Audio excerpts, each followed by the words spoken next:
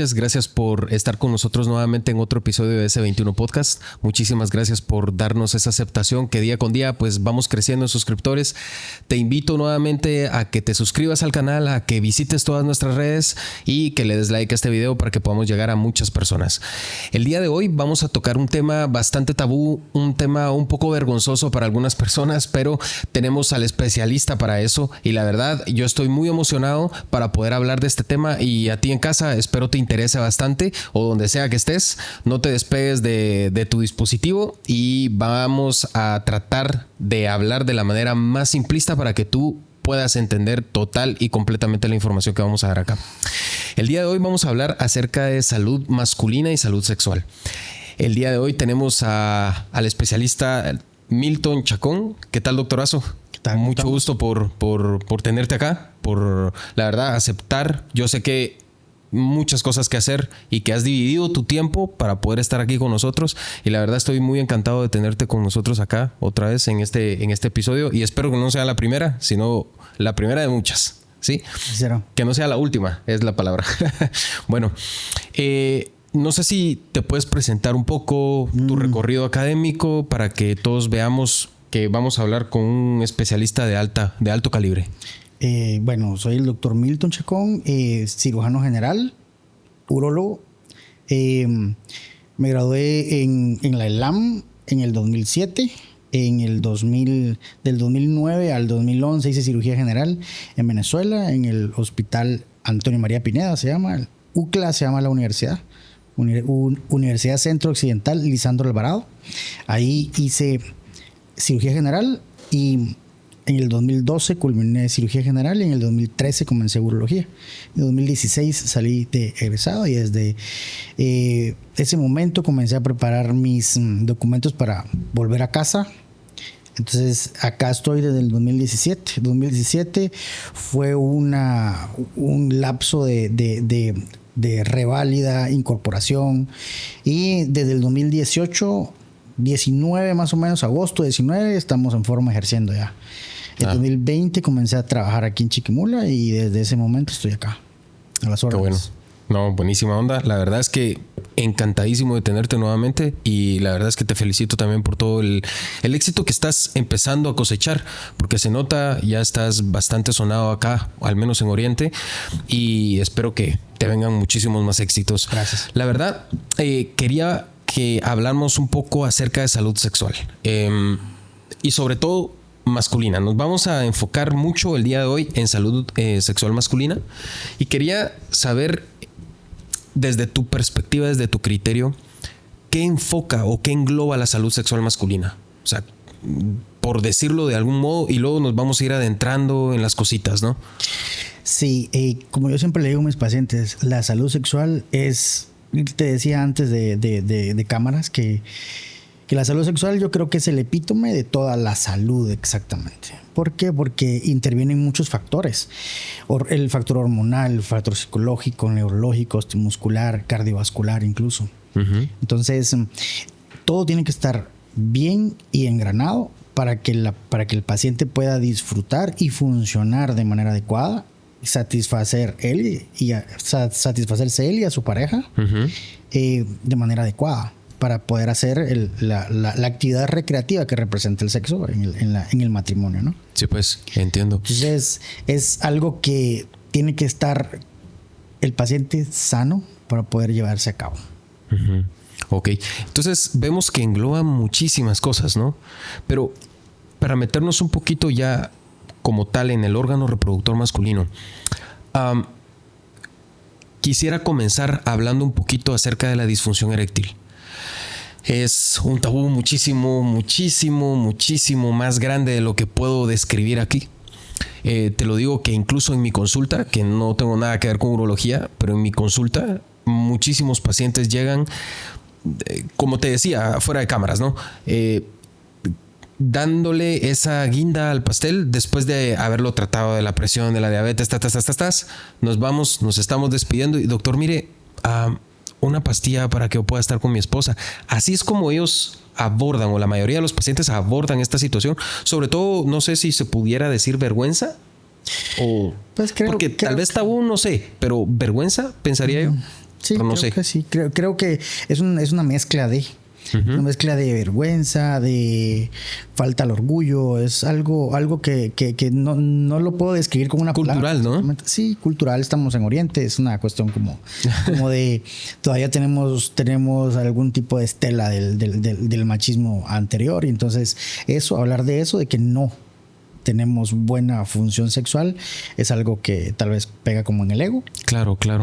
Bueno, y con la disfunción eréctil, comencemos con ese tema. Okay. ¿Te parece? Bueno, sí.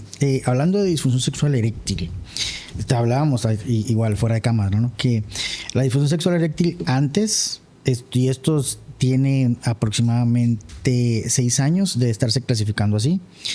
Antes decíamos que la disfunción sexual eréctil era orgánica y psicológica, porque hay un dato. Nosotros tenemos la función sexual en el hombre, tiene aproximadamente entre un 60-70% supratentorial. O sea, es psicológica, por eso es de que somos muy visuales, ¿no? Somos muy visuales, somos más blanco para el entretenimiento de adultos, ¿no? Claro. Entonces, pasa que la disfunción sexual eréctil puede ser orgánica y psicológica, como era antes. Actualmente solo existe la disfunción sexual eréctil. Okay. Lo otro se cataloga como ansiedad de desempeño, porque no tiene una característica o una causa orgánica, sin embargo el paciente no funciona. Es el típico paciente que llega y hay un evento, por ejemplo, está muy cansado, está muy ebrio y pasa de que no funciona, y en ese momento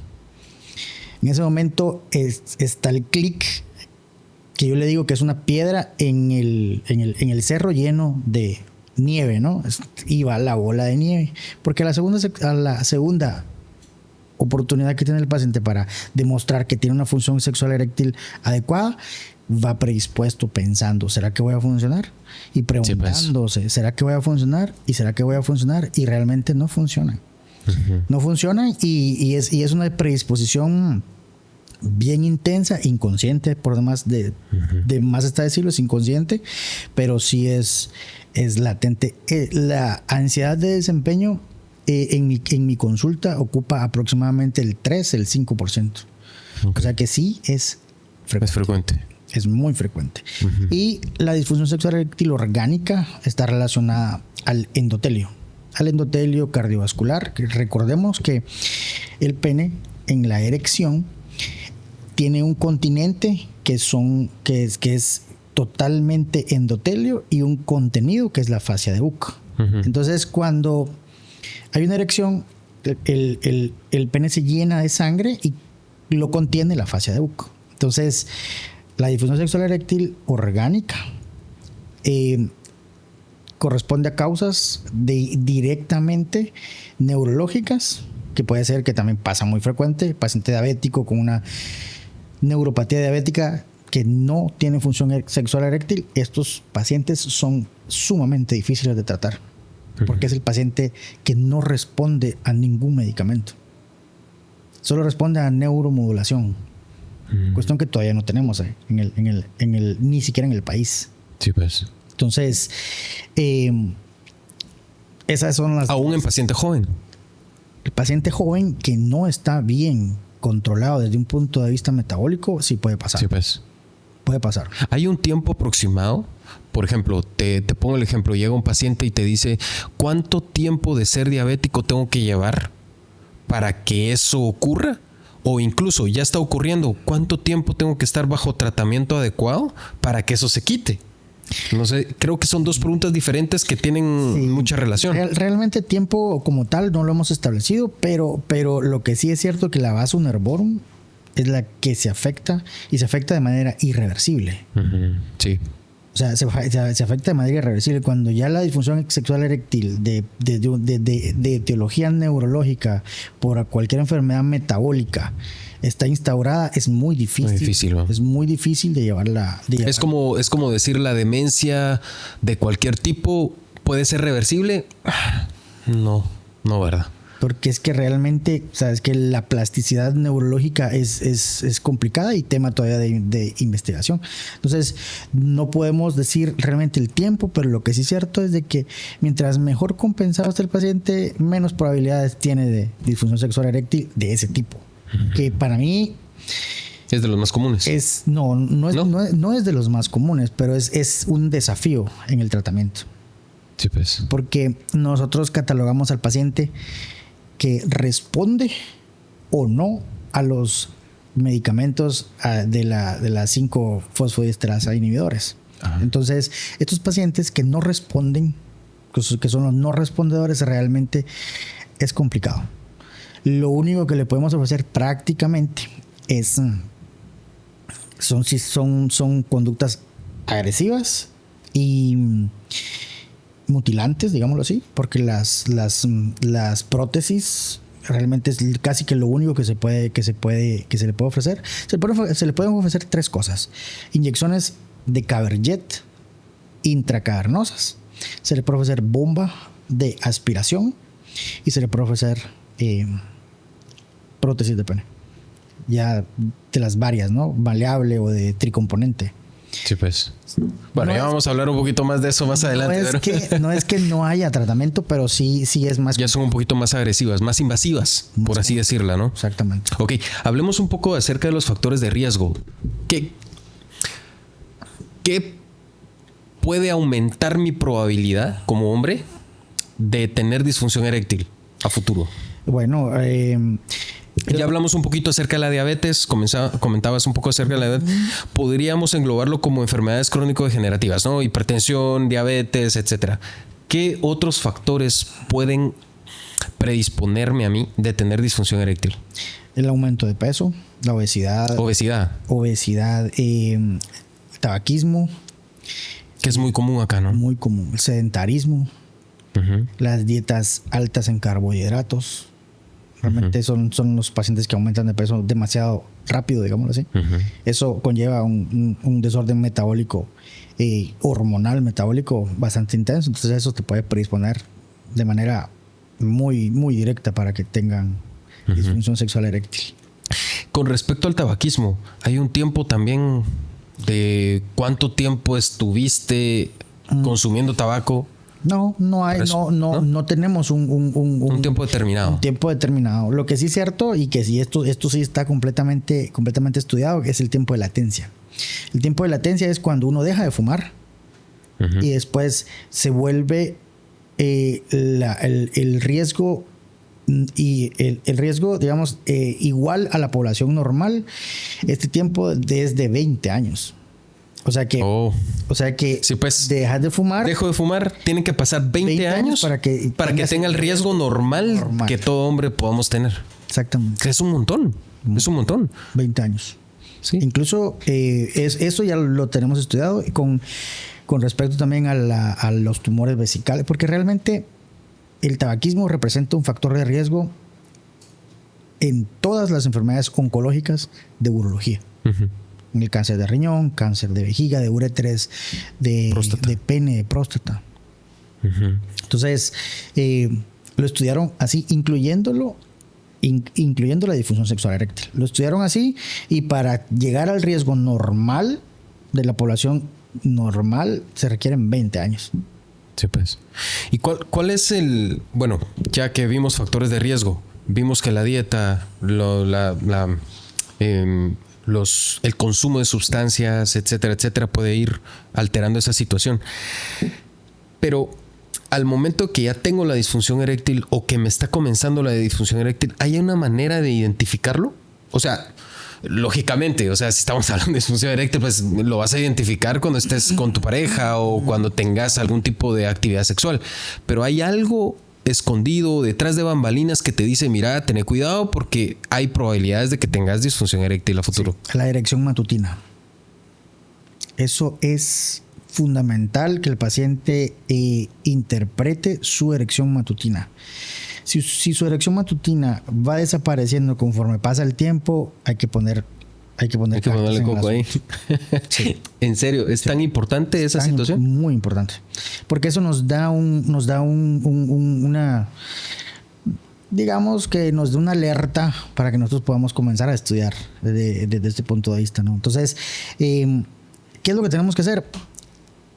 Identificar los factores de riesgo y corregirlos, ¿no? Corregirlos. Eso significa que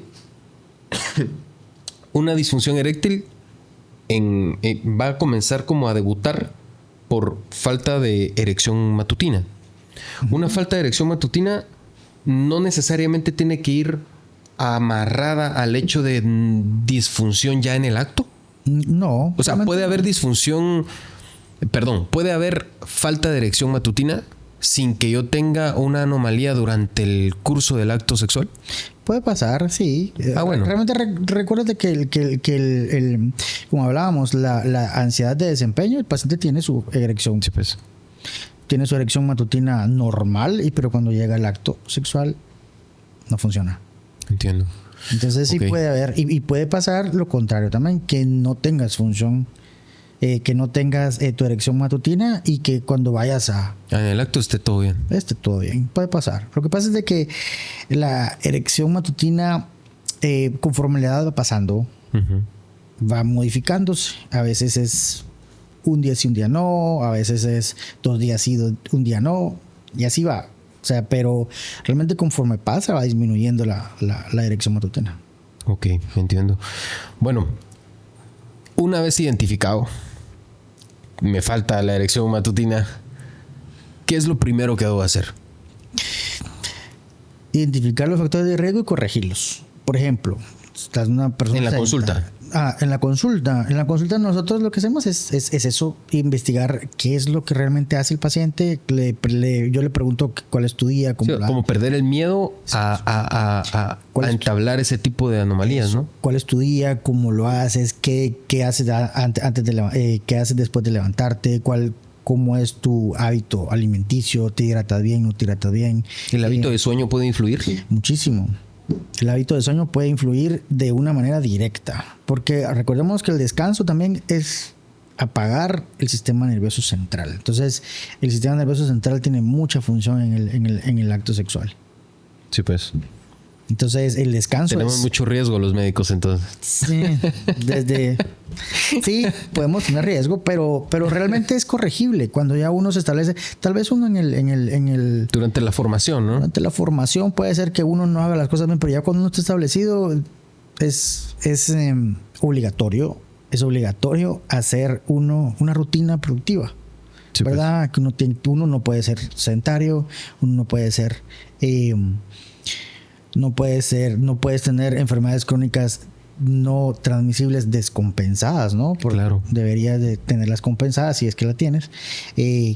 Uno debería tener disminución del consumo de tabaco, porque no es nada cool. Antes se decía que era cool, pero ahora ya no es nada cool. Incluso no hay estudios todavía, pero los vapes, esos también... Eso iba a preguntar. También tienen riesgo cardiovascular. Cierto. Sí. Sí, por supuesto, cardiovascular. Más pulmonar. Tienen más tendencia a la fibrosis pulmonar, pero también tienen riesgo cardiovascular. De hecho, hay pacientes que me llegan y me dicen, mira doctor, yo fumo el vape. ¿Será malo eso? Es malísimo. Es muy malo. Me lo voy a quitar entonces. Entonces se lo quitan y al mes llegan encantados. Mira doctor, mi función sexual eréctil está mucho mejor que como era antes de... Ahí está. Tienes que modificar tus factores de riesgo. Exactamente así. Sí, pues. Sobre todo los modificables, creo que no necesita tanta intervención ajena, sino que es intervención propia para poder mejorar esa situación, ¿no? Exactamente. Ok. Ahora, vámonos a tratamiento.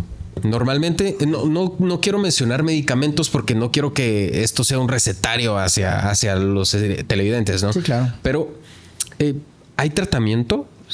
¿Hay formas de poder mejorar esta situación? Sí, hay muchas formas de mejorar el performance sexual, definitivamente. Primero es el wellness, ¿verdad? Realmente el wellness ha venido a cambiar, y no tanto la industria, sino que todo. Exactamente todo, ya sabemos todo lo que conlleva un hábito de vida saludable, descanso, dieta, ejercicio, meditación, bajar de peso. Esto es lo fundamental. Y si se identifica algún factor de riesgo, corregirlo. Y realmente en ese caso depende mucho del tipo de paciente. Por ejemplo, de un paciente de 60 y tantos años, evidentemente sedentario, con factores de riesgo, obviamente no lo vas a cambiar de un día para otro, ¿no? Uno tiene que ir dándole su plan educacional para que vaya haciendo sus cosas bien y después, y al unísono, irlo medicando para que él vaya viendo que sí realmente se puede. De hecho, hay literatura que dice que un tiempo hay que hacerle la medicación, la receta un tiempo, pero ese tiempo es mientras modificas sus factores de riesgo. Sí, pues. Ok, entiendo. O sea, no es un tratamiento life. No. Okay. Mientras modificas tus factores de riesgo. Cuando modificas tus factores de riesgo, entonces, y se identifique y se estudie bien desde un punto de vista hormonal, incluso psicológico al paciente, ¿no? Claro. Entonces, muchos de estos pacientes tienen indicación de un terapeuta. Muchos de estos pacientes tienen indicación de ir al cardiólogo. ¿Verdad? Porque puede ser que la disfunción sexual eréctil sea el primer síntoma de una arteria coronaria tapada. Sí, por supuesto. Incluso yo estaba viendo y he leído acerca de que parte de algunos tratamientos de disfunción eréctil también son antidepresivos en algunos casos, ¿no? Pueden complementarse. Eso es para la eyaculación precoz también, ¿no? Exactamente. Sí, pues. Y ese era el otro tema que quería tocar después, pero ya terminando aquí. Ahora, cuando ya los medicamentos, mencionabas algo acerca de dispositivos, acerca de una terapia más invasiva. No funciona la terapia. ¿Cuánto tiempo le das para ver si no funciona? Nosotros comenzamos. Generalmente este es un paciente que llega varias veces a la consulta. Sí, incluso por eso lo pregunto, porque probablemente ahí tenga cierto factor psicológico también, ¿no? Así como tengo altas expectativas de que este medicamento me funcione y a la primera no me funcionó, o me va funcionando pero no como yo quisiera, o yo qué sé, ¿no? Mira, comenzamos con su plan educacional, identificación de los factores de riesgo, y comenzamos a modificar esos factores de riesgo y medicamos al paciente. Generalmente los suplementamos con aminoácidos, con arginina. Pues la arginina es precursor del óxido nítrico. El óxido nítrico es la molécula clave, la molécula clave en la función eréctil, ¿verdad? Esto abre y cierra los vasos, donde se puede, abre y cierra las compuertas, ¿no? Por así decirlo. Entonces, lo suplementamos y comenzamos depende del tipo de paciente. Por ejemplo, si vamos a hablar de los dos tipos de pacientes. Dos tipos, ¿no? Paciente que tiene factores de riesgo y son modificables, su sedentarismo, tabaquismo, toda la cosa. Entonces, uno tiene que hacer hincapié en eso y comenzar a tratarlo, ¿verdad? Uno inicia con, primero, suplementos, arginina, 5 gramos. Y segundo, le puedes colocar un inhibidor de la 5-fosfodiesterasa. O sea, y hay muchas marcas en el mercado. Claro.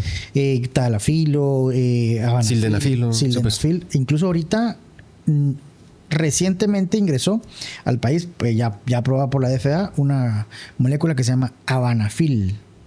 Ya es de última generación, que tiene sus características distintas. Todas estas moléculas tienen sus características distintas entre ellas, ¿no?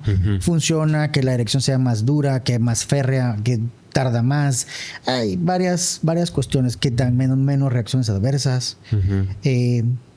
Uno da y generalmente uno trata al paciente de manera integral y tratando de que el acto sexual sea espontáneo. Eso es importantísimo, porque ya cuando el paciente se toma su píldora para el disparo, eso ya es predisponerlo. Claro.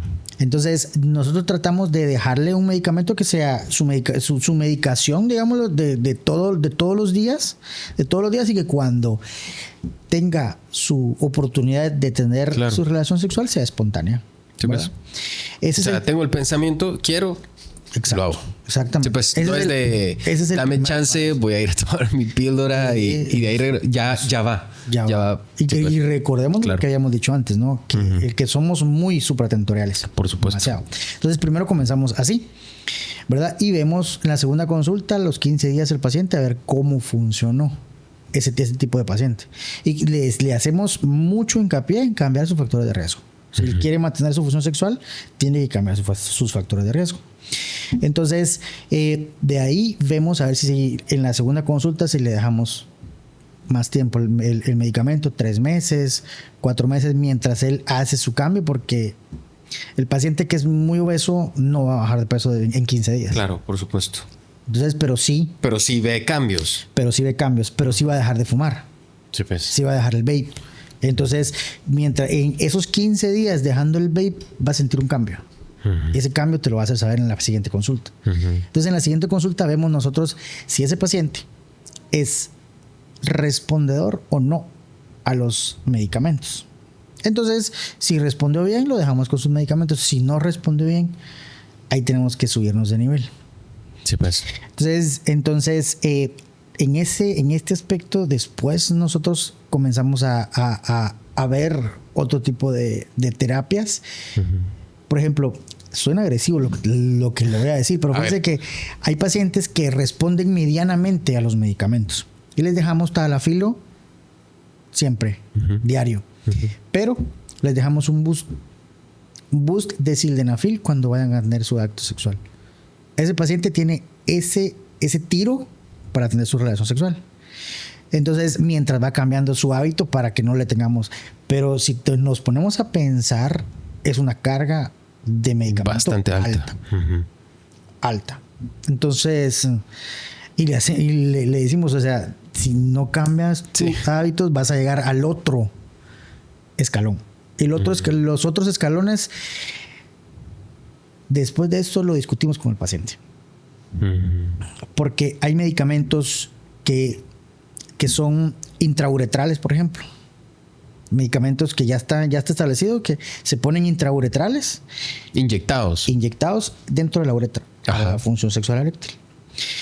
Después de esto, en el siguiente escalón están las inyecciones intracavernosas. Para los que no sepan, los cuerpos cavernosos son los que retienen la sangre que llega y que promueve la erección, ¿no? Exactamente. Ajá. Entonces, la inyección intracavernosa de medicamentos es el siguiente paso. El siguiente paso son las bombas de succión.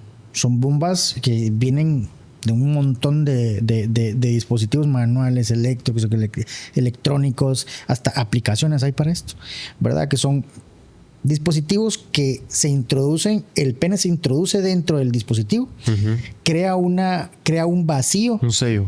Ese vacío hace que la sangre llegue a los cuerpos cavernosos y después tienen que ponerle un dispositivo que atrapa esa sangre. Una base, una liga, generalmente es eso. Es un hule, una liga que se pone en la base del pene para que el paciente pueda tener su relación sexual y después se quita esa banda y se regresa su sangre al torrente. Al torrente sanguíneo. Y la última opción, que es la más agresiva de todas, son las prótesis, ¿verdad? ¿Cómo consiste la prótesis? ¿En qué consiste? En que hay de dos tipos. Hay maleables y tricomponente. La tricomponente es un reservorio que es la más difícil de explicar, ¿no? Es un componente que es el reservorio de líquido que va a llenar el cuerpo cavernoso. El segundo componente es la válvula que el paciente se le deja generalmente en el escroto, se la palpa. El paciente cuando va a tener su relación sexual comienza a llenarla, la llena hasta que tiene una erección que le permite la penetración. Y el otro componente son los cuerpos cavernosos. La más fácil de colocar es la prótesis maleable, que se pudiera discutir que si es o no socialmente aceptada, porque sí tienes algo que está ahí medio erecto y pudiera... Sí, pues todo el tiempo va a estar así. El tiempo va a estar sí, así. Pues. Pero el paciente se puede moldear y adecuársela a su estilo de vida, a su ropa, ¿no? Claro. Sí, claro, porque es que... Pero más allá de la incomodidad, tal vez le puede dar esa satisfacción de poder llegar a una relación sexual, ¿no? Totalmente. Lo que pasa es de que nosotros lo que hacemos ahí es abrir la fascia de Buck, quitar todo el tejido eréctil que ya no es funcional y ahí colocar un dispositivo maleable y se cierra dentro de la fascia de Buck. Sí, pues. Ok. Entonces, sí, es funcional, completamente funcional. De hecho, esos son los que más se colocan porque son los más fáciles de colocar. Es lo que tienen menos complicaciones. Son, desde un punto de vista económico, mucho más baratos. Sí, pues, por supuesto. Mucho más baratos. Aquí en Guatemala o dentro de tu experiencia, ¿son bastante frecuentes las personas que buscan este tipo de dispositivos? No son frecuentes. No. Creo que eso te iba a preguntar porque creo que al final de cuentas cuando la persona o el paciente viene y dice, bueno, los medicamentos no funcionaron, pues ya me doy por vencido y ahí quedó, ¿no? No me voy a meter a introducirme. Generalmente tiran la toalla. Eso es lo que pasa. Generalmente tiran la toalla. No, lo que fue ya fue y ya estuvo. Ya estuvo. Tratan de vivir su vida de otra manera, darle sentido a eso de otra manera. No sé. Sí, pues. Esto también pudiéramos bueno, de hecho este espacio me agrada mucho porque esto es educación para el paciente. Entonces, realmente cuando ya el medicamento no funciona, todavía tenemos opciones. Lo que pasa es que el paciente tal vez no lo sabe o lo ve como muy, muy lejos. No es tan lejos. Realmente sí, pues. No es tan lejos. Es muy cercano y realmente se puede hacer. Las colocamos y quedan muy bien. El paciente puede recuperar su vida sexual, su satisfacción sexual, e incluso eso no soy yo la persona más ideal para decirlo, pero eso acerca mucho en el matrimonio. O sea, por supuesto, no, claro. Es un tema bastante fundamental para llevar un matrimonio de éxito también. Sí. ¿Verdad? Hay muchos estudios psicológicos que lo han identificado. Ahora, con respecto a esto tenía dos preguntas. La primera es, porque las he escuchado, la primera es, ¿la promiscuidad puede llevarnos a tener disfunción eréctil en algún momento? Te lo voy a poner tal vez de una manera muy burda y tal vez muy vulgar, pero entre más relaciones sexuales se tenga, ¿hay más riesgo? No, de disfunción sexual eréctil no. Realmente lo que sí se ha estudiado y ya está bien establecido es que 20 relaciones sexuales al mes te protegen de cáncer de próstata. Sí, eso sí lo sabía. Eso está ya establecido. Eso de que el tabú de antes de que no tengo muchos hijos por eso de que padezco de cáncer de próstata, eso no es para nada cierto. Es totalmente lo contrario. Ok, ahora con respecto al tratamiento, en el mercado hay muchísimos medicamentos que tal vez ni siquiera están aprobados por la Food and Drug Administration y la verdad es que son bastante comerciales. Creo que dentro de su gama los ha escuchado bastante.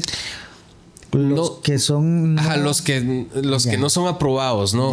Y que tal vez, como me comentaba fuera de cámaras, hay ciertos componentes que no vienen etiquetados, que no vienen identificados y que ponen todo como herbaloso, ¿no? O sea, todo como de hierbas natural. Aquí, como muy natural, entre comillas. ¿Qué opinión tiene acerca de estos? Pues eso es muy frecuente. De estas sustancias. Es muy frecuente y peligroso.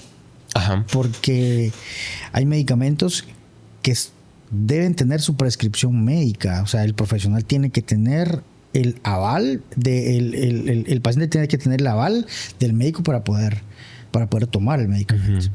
Hay sustancias que contienen tadalafilo, por ejemplo, o sildenafil, y son medicamentos que no son inocuos, ¿verdad? Y desgraciadamente las reacciones adversas de estos medicamentos son fatales, son cardiovasculares fatales. Entonces es muy peligroso porque si no está en la etiqueta, y lo contiene, es ni responsabilidad del productor, ¿no? Por supuesto. Pero eso no nos compete a nosotros, realmente. Y no está mediado aquí tampoco tanto. No está ni siquiera controlado, porque venden que si botes con vitaminas y que no sé qué, que realmente no es aconsejable tomarlo. Si no tiene uno un factor de riesgo y uno eventualmente lo quiere tomar, bueno, realmente bajo tu responsabilidad, ¿no? Claro. Porque ni siquiera sabemos la concentración del medicamento que trae. Uh-huh. Así de ciegos estamos en esos medicamentos, ¿va? Sí, pues. Y dicen, no, sí, es buenísimo. Sí, claro, obviamente no tienes factor de riesgo y te está metiendo sildenafil, por ejemplo. Sí, por supuesto. Obviamente vas a funcionar. Vas a ser respondedor. Vas a ser respondedor. Obviamente vas a tener una erección plena, una erección férrea. Uh-huh. Que va a satisfacer a tu pareja y puede ser que te sobre, ¿no? Uh-huh. Pero ¿a base de qué? O sea, puede ser en la población normal, está bien, pero imagínate que pase que a un paciente con un infarto reciente o un paciente con medicamentos como nitritos, por ejemplo, que es una contraindicación absoluta de los inhibidores de la 5-fosfodiesterasa. Por supuesto. Entonces, eso es muy peligroso, ¿no? Muy peligroso. Muy peligroso. Sí, incluso te comentaba fuera de cámaras también que dentro de los pacientes que llegan a mi consulta con emergencias cardiovasculares, una de mis preguntas es esa, ¿verdad? Que si ingiere algún medicamento para disfunción sexual o algo por el estilo. Por eso mismo. Es muy frecuente. Puede pasar. Ok. Ahora, vamos a girar un poquito el tema con respecto a la eyaculación precoz. Este es un tema también bastante frecuente dentro de la salud sexual masculina. Adentrémonos un poquito en este tema. ¿Cómo se considera eyaculación precoz? Ok, por concepto. Antes decían que 1 minuto, no sé qué, no sé cuánto. O sea, lo abordaban por tiempos, ¿no? Ok. Actualmente no es así. Se considera el complejo sexual hombre-mujer, ¿no? Vamos a hacerlo clásico, uh-huh. Hombre-mujer, como un complemento sexual. Entonces, la relación sexual puede durar medio minuto, pero si el componente femenino se satisface, no es una eyaculación precoz. Ok. O sea, si la relación sexual fue satisfactoria, no es una eyaculación precoz, porque se complementan. Entonces puede ser que en la relación sexual dure 20 minutos, ¿verdad?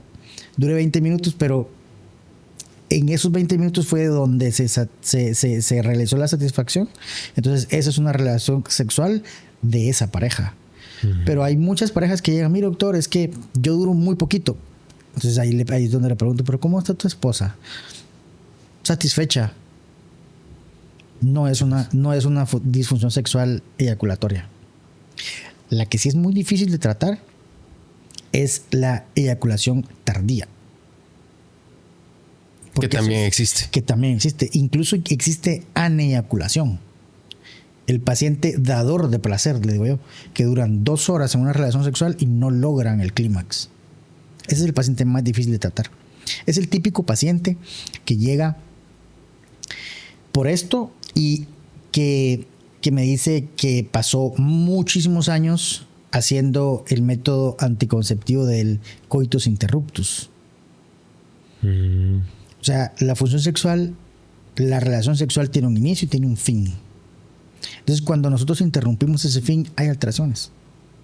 Sí, pues. Y esa alteración también influye en la función eyaculatoria, que es la me parece que es la que tiene más componente supratentorial de todo. Sí, pues. De todo el asunto. Entonces, primero identificar si realmente es una eyaculación precoz en el paciente o no. La consulta, ¿no? Sí. Entonces, después de eso, nosotros tratamos al paciente, ya yéndonos un poquito más al tratamiento. Tenemos varios escalones, ¿no? Uh-huh. Primero hacemos ejercicios eyaculatorios. Estos ejercicios eyaculatorios consisten en la penetración. Cuando el paciente siente la eyaculación inminente, sale y aprieta alguna estructura anatómica sensible. Por ejemplo, puede ser el glande, puede ser el frenillo. Uh-huh. El frenillo es la parte más sensible del pene. Uh-huh. Entonces, al apretar contar hasta 5, hasta 10, volver a tener la penetración y hacerlo dos o 3 veces, puede alargar el tiempo de latencia intravaginal. Uh-huh. El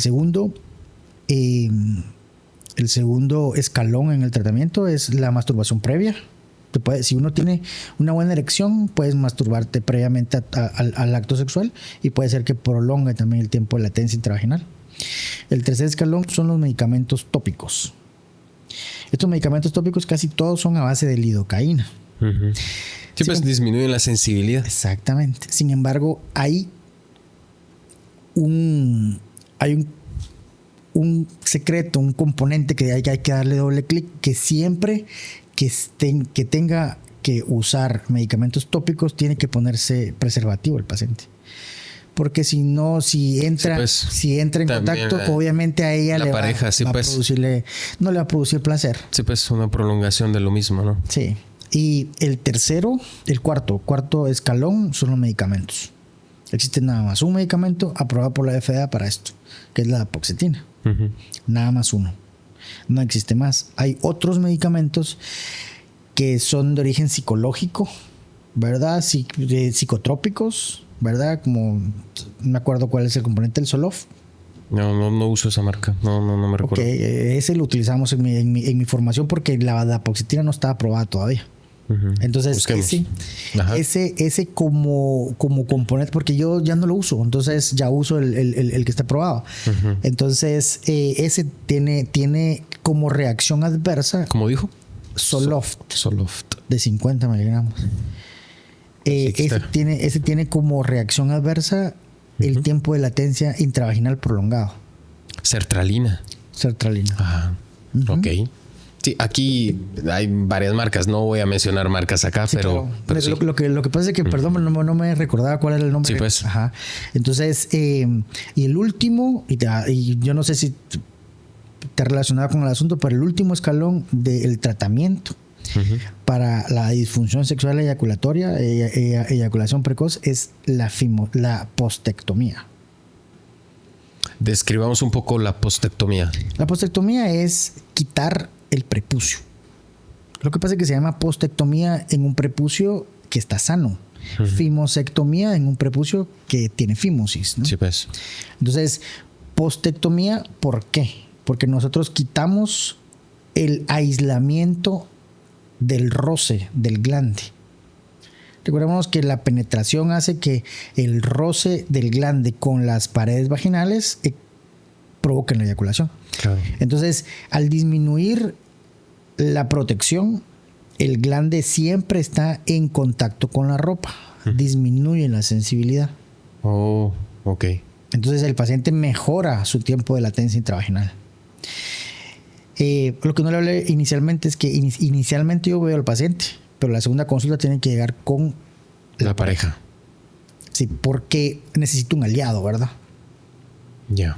Porque ella es la que tiene que tomar el tiempo que él no se dé cuenta. Y así es como nosotros evaluamos, porque el tiempo en ese interín es muy subjetivo. Sí, pues. Es muy subjetivo. Entonces puede parecerle a él que sí, pero que sí duró poco, pero realmente sí duró bastante. O puede ser que su tiempo de latencia intravaginal era de 1 minuto, pero ahora duró 2. O sea, lo dobló. Uh-huh. Y necesitamos un aliado para tener esa información. Y la única aliada es la pareja, ¿no? Claro. Entonces, sí, la segunda consulta sí tiene que ser con su pareja. Y siempre le ponemos yo siempre le pongo todos los escalones, ¿no? Entonces, si no funciona con el primero, funciona con el segundo y así voy. Hasta que al final le digo, mira, tenemos que hacerte postectomía. Y sí, mejora drásticamente. Drásticamente el tiempo de latencia intravaginal se duplica, se triplica. Sí, pues. Entre muchas de las ventajas que tiene la postectomía, ¿no? Uh-huh. Ok. Y con respecto a factores de riesgo para esto, factores de riesgo para la eyaculación precoz, leía, no te digo que haya sido un artículo que haya estado identificado, pero sí mencionaba algunos estudios que no fueron concluyentes, pero dejaron como esa información en el tintero, ¿no? el hecho de ya prácticas que tengan que involucrar mucho lo psicológico y lo psiquiátrico, como adicción al no por, adicción a ese tipo de cosas, creo que tal vez también pueden influir, ¿no? Sí, porque realmente eso influye mucho desde un punto desde un punto de vista psicológico, porque crean un ideal. Obviamente ellos son actores, ¿no? Claro. En el no por son actores, no son personas que tienen, nadie tiene así sus relaciones sexuales, ¿no? Entonces ellos son actores, y la persona que consume ese contenido se crea una fantasía que así debería de ser la relación sexual ideal, y eso no es así. Realmente la relación sexual ideal es el componente, la conexión, son muchas cosas. Son muchas cosas, incluso y también el tiempo, ¿no? El tiempo. El paciente, por ejemplo, el paciente que es muy ansioso tiene más tendencia a eyaculación precoz. Muy ansioso. El paciente con consumo de sustancias ilícitas tiene mucho más predisposición a la eyaculación precoz. Sí, pues.